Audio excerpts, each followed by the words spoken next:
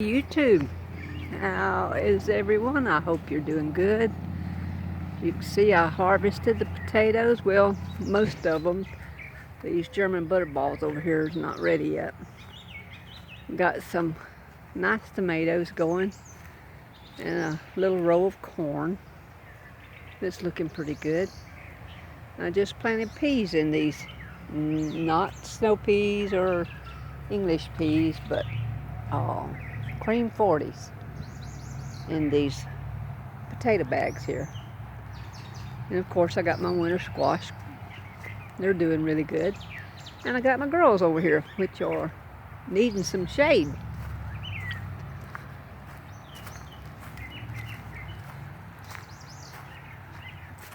They were in the shade. And we'll just move them back to the shade. I moved this thing all over the yard so they get plenty of grass and plenty of insects. And they give me some eggs. So it's a win-win situation. And they had to order me some waterers because everybody around here was out of them.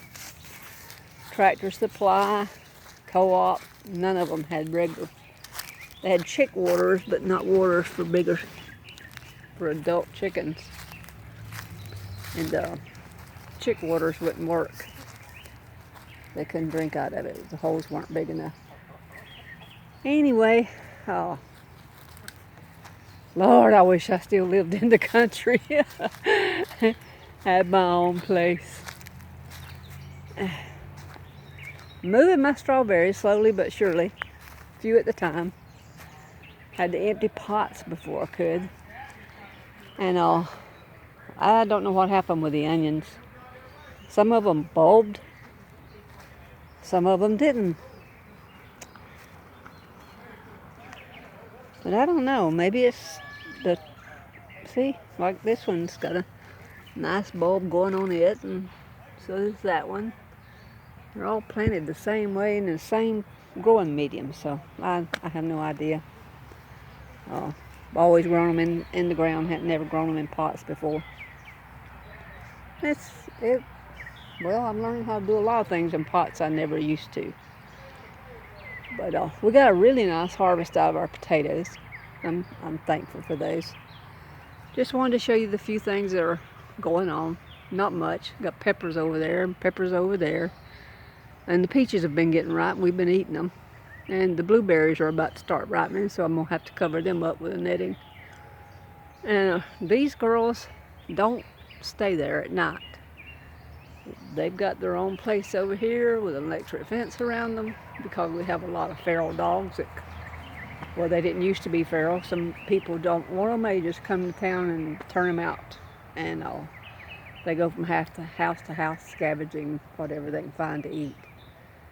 And two, we have possums. Even though I live in a small rural town, very small rural town, we have possums, coyotes, you name it. What you find in the country, you can also find here. And they all like chicken. So we put them behind that electric fence at night and turn it on. It keeps them safe. We're going to build a stationary chicken pen back there next to the woods where they'll always have shade, and build it big enough and with a coop where they always have room to move around, and there will never be more than 6 or 8 chickens in it at any given time. These hens were given to me by my oldest son. They're 2 years old, and they're still laying really good, but after about 3, they'll start declining, and that's when we'll fatten them up and they'll be roasters. Some people don't like the thought of that. I don't make pets out of them. I feed them really good. I take care of them. I even buy them treats like the dehydrated mealworms and stuff like that for protein, and I even give them extra calcium for their egg production, and to keep, they have to have the calcium to produce eggs. If not, it robs it from their bones. I give them extra calcium. I give them azomite for a mineral supplement, just a little bit in their feed.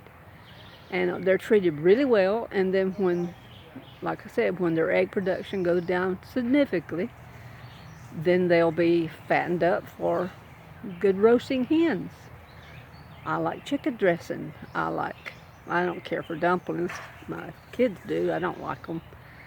But I like chicken and rice, and I like chicken and dressing, and stuffed chicken, roasted chicken, fried chicken, but they wouldn't be fried chicken because they would be roasters and would probably make really good dressing. Anyway, like I said, I'll treat them good all their life. As long as they're being productive, they'll live happily ever after. And then when they're not productive, then they'll become food for us. I'm not a vegetarian. I love my vegetables. I also like meat, and I like to know where it came from. I know what they eat. When you buy chicken or pork or anything else in the grocery store, you have no idea what's being fed to that animal. My sweet potatoes are looking really good. We're in another drought situation. I'm going to have to put the sprinkler on them. Well, actually, it's already there. I'll just have to hook it up. But yeah, we had the strangest May. I mean, we haven't had a cool May in years. And we practically had frost 4 or 5 mornings. And I still have winter squash coming up in here from the compost pile. You know, I'm just going to stop pulling it out and let it go. Let it grow. And we have a tree back there that makes these little berries. I don't know what they're called. The birds won't, they can't even digest the seeds out of those berries. They eat the berries and they poop out the seeds all over the place and they come up. And slugs got, well, no, the slugs didn't do it all. Slugs did damage some, but I replanted that tomato, and this tomato, and these 2 tomatoes got damaged from rabbits. Rabbits completely ate them off. There was one right here where that stick is that the rabbits ate. Like I said, we got everything here in town that except bears. I haven't seen a bear. But I'm pretty sure they're not far away because this little town is surrounded by woods. Got some small tomatoes on some of these plants. Some of these, you know, I don't know what, I know what I planted. I don't know how many of each. But I know there's a Brandywine, a Red Russian, a Ace 55, Better Boy, and let's see, my friend from Steve's Growing Space in the United Kingdom sent me the Red Russians.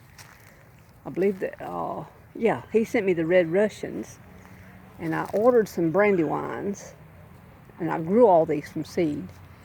So I don't know, all the potato leaves I know are indeterminate. And this one sort of looks like a paste tomato, but I'm kind of thinking this is the Red Russian and might be a type of cherry tomato. I'm not sure. I like tomatoes. I don't care if they're cherry or big. I like a big slicer though for a tomato sandwich. And this corn is a really sweet corn. I just healed it, so it's looking a little tragic.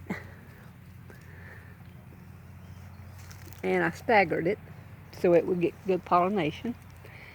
And something came along and ate off all this second row here that's a different type of sweet corn. They just mowed it off like that would have been the rabbit, I'm assuming. And still working on it.